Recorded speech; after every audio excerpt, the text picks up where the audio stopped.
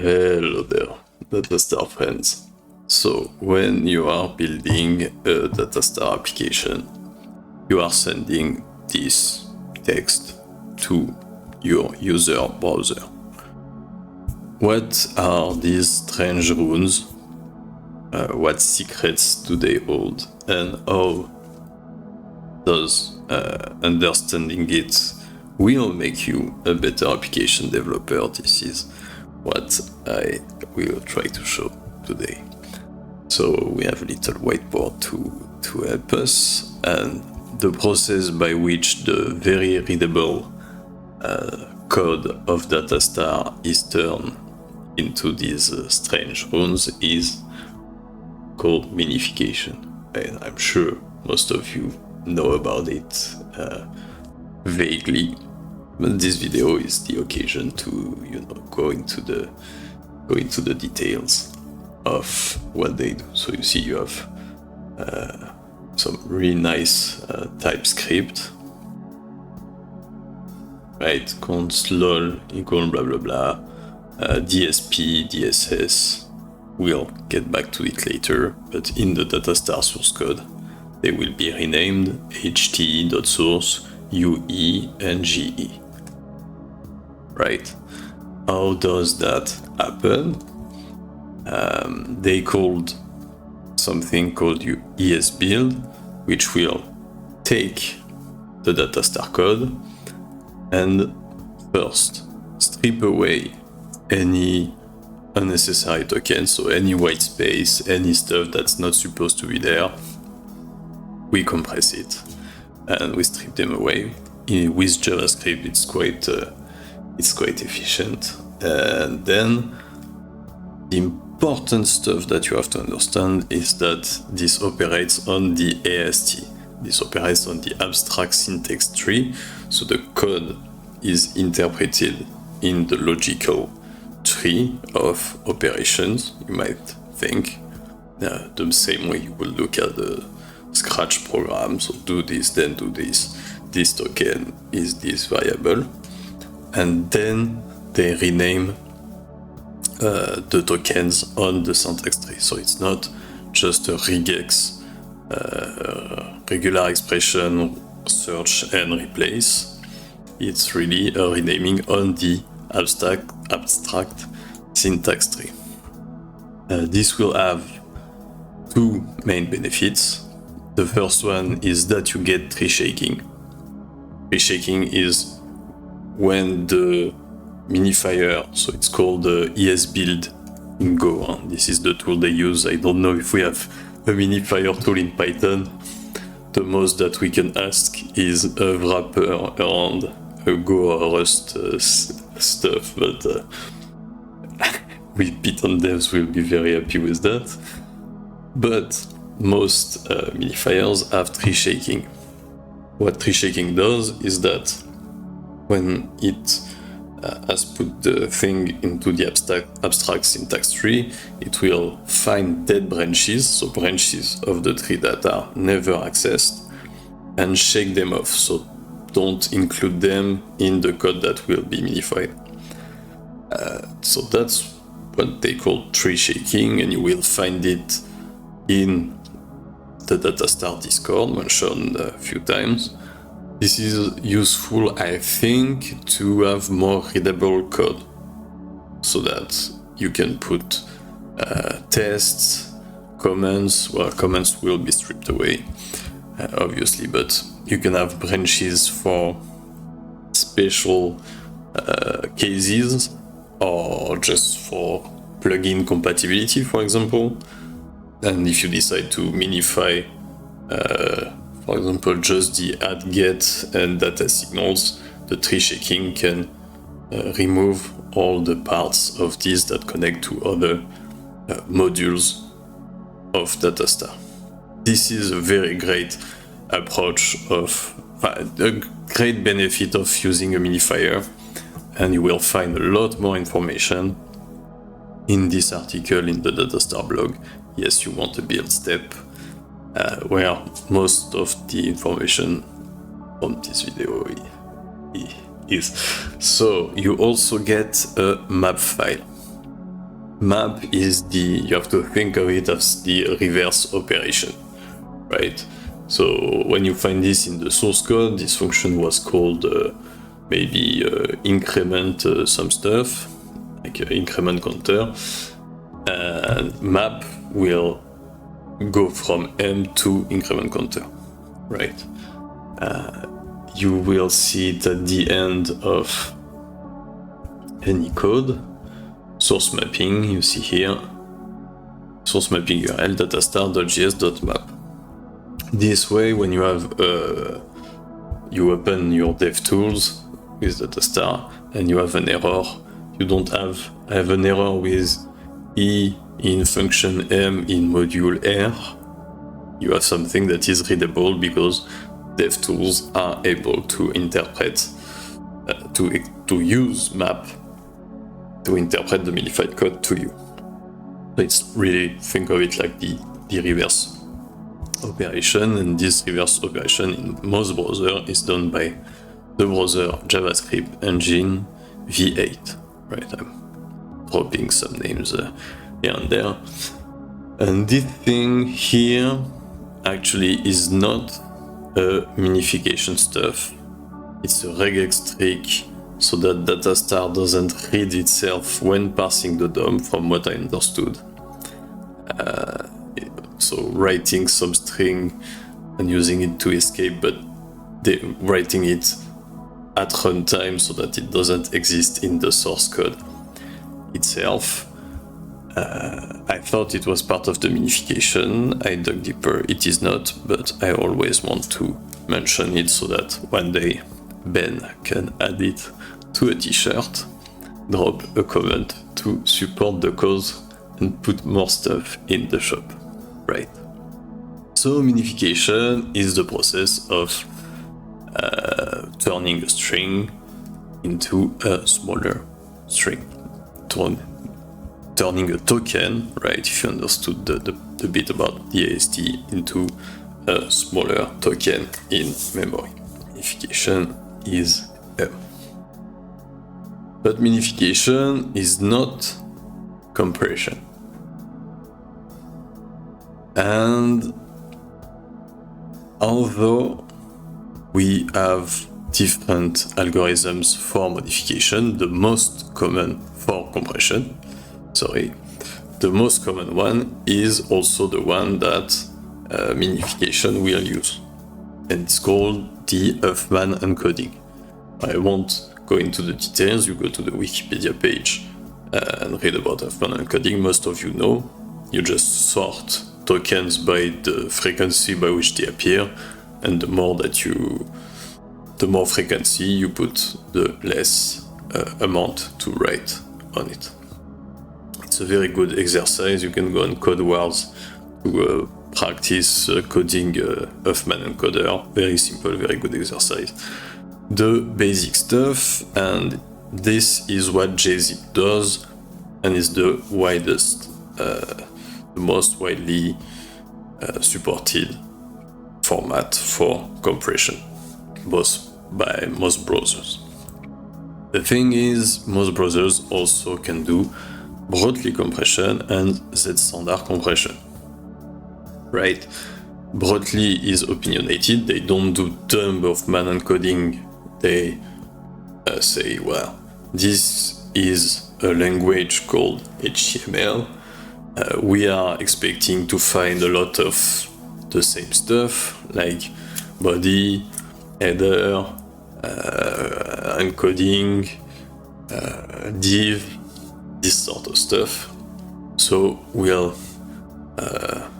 assume they're there a lot, put some tokens for them, and this way you achieve better compression ratio because you're less likely to make mistakes when doing the Huffman encoding, and faster compression speed because you have less work to do. Compression speed does matter every time that you send HTML to your user. Either your app or your reverse proxy has to do this work. If it's the same, like for pre-computed SSE stream, you can cache it, but it still works.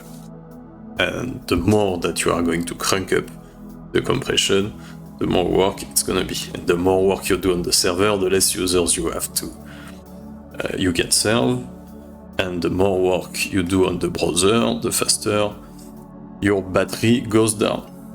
Right? Think about the battery of people using your websites. Zstandard is basically the same thing as Broadly, but supposedly it's faster to compress and it goes quicker. So the same arguments hold. It's in the standard of the Python library now, but most browsers will accept all three.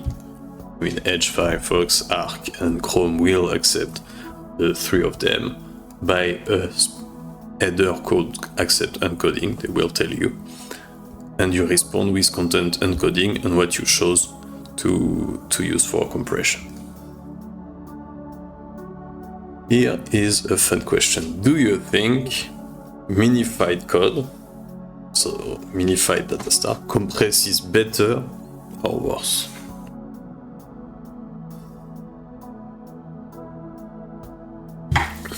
By the Datastar bug. So, minified code compresses better. It's counterintuitive. It's like the same question that people feel like cold water boils quicker than room temp water. You know, you put no, it's not boiling. It's freezing, right? Hot water freezes faster than room temp water. I don't remember the exact stuff, you know, people are always like, it's very counterintuitive and blah blah blah. Here, minified code compresses better. For a lot of reasons, but mainly because it's strip. Just think of all the stripping away unnecessary stuff minification is doing. This is not going to cram the compression window. Smaller tokens will help having a better compression algorithm, like just performing better in terms of mechanical sympathy and all of that. I wasn't sure of this. It's quite funny, so here it is. If you ever wonder if I'm compressing, do I need to minify my stuff? Yes, it's gonna help on the minification, and it's less work, so it's more users that you can serve with Datastar. And lastly, minification is not golf, and this is where I wanted to go. Stick around, this is the best part of the video, and this is where you are going to understand why I did this video. I love code golfing. I think it's really funny. I love code golfing challenges, and I prepared to use some examples of code golfing. So here, for example, you have the classic fizzbuzz. It's a classic lead code example where you have to print fizzbuzz, fizz every 3 number, buzz every 5 number, and every 15 number fizz and buzz together, and else print the number. So this is how you will do it classically in Python. There are a lot of ways to do it. You can do match strings, stuff like that. And code golfing is wondering, how can I write this with the least amount of characters possible? So if you put it golf, for example, you will write for E in range 101. Oops. That's how the problem is posed, right? Right, for the first 100 numbers, compute the fizzbuzzy. You write it in line like this. It's not, you see the little yellow bar, it's not good practice, but in code golfing it is. Print fizz, and you will see a nice trick. is that we are going to concatenate strings, fizz and buzz based on Boolean values, using the fact that if neither of these conditions is true, this will be empty string plus empty string equals empty string, which is falsy, and then we can use OR to output the number if none of these conditions are used. You notice the classic trick under less than 1 instead of equals 0 for the modulo, so it's functionally the same, but in this context, right? If you have negative numbers, it doesn't work, but code golfing, it's important. In this context, it's functionally the same. But it saves 1 character, so golfers will use it. And they are like paperclip minimizers. I'm making sure, I'm not even sure nobody is getting these jokes, but whatever. You notice some other funny stuff, like you can save a space by putting the or and condition right after parentheses, right? This is valid Python for some reason, and the code golfers will know it. And yeah, the shortcut that I just explained is the fact that the empty string is falsy. Some notes: usually golfing requires functions, so you will find a lot of lambda, a lot of walrus operators when you look at Python golf, and a lot of this function, which is part of the standard library to import something in one line and don't have to return to the line. Kind of useful. But frankly, if you want to golf, use another club than Python. This is why I love code golfing. It's a fantastic way to discover new languages. So you have this, for example, which is, I think, minified JavaScript. No, not minified JavaScript. They are derivatives of languages that are made especially for golf, and I think this is the JavaScript one. I don't even remember, but this is valid code in some language for some interpreter.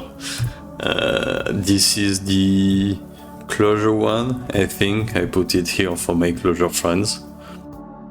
So I let you look at it and pause the video when you're done counting the parentheses.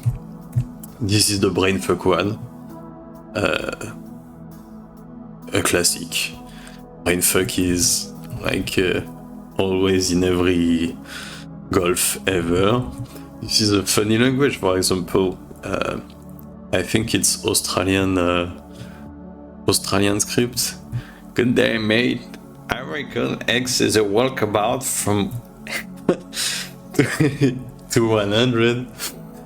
I love this kind of scripts. There's a Arnold script as well, a Trump script. It's very funny.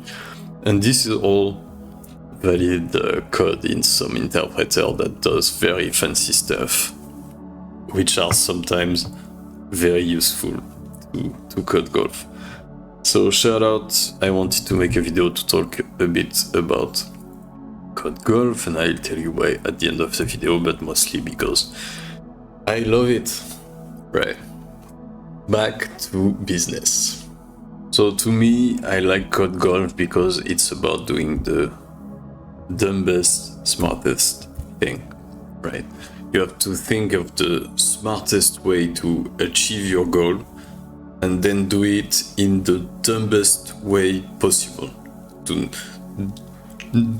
do any side quest, save as much bytes as you can, don't check for anything, don't print, don't put any unnecessary character once you have figured out the smartest way to do it, right? for example, with the fizzbuzz string. Once you have figured the smartest way to do it as bluntly as possible. Kind of like Datastar, right? They figured out the smartest way to reduce complexity in web development was to just stream the HTML on the backend, and the dumbest way to do it is just lean on the spec and compress effectively. Do not try to merge, diff, reconciliate stuff. Find the smartest thing to do and then do it in the dumbest way possible. Right. So this is my link between code golfing and Datastar. Starting from minification. And another question, do you think code golf is readable or unreadable? So yes, you may say, well, this is completely unreadable. I don't know what that means, but it's not a language, you know, right? But for, let's say, you're a Clojure developer, if you read this, do you think it's readable or not?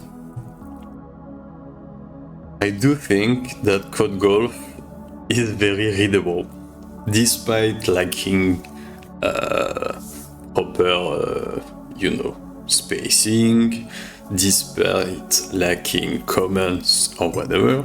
I still think, even if sometimes the inner workings are very obscure, I still think, that it's readable because of brevity.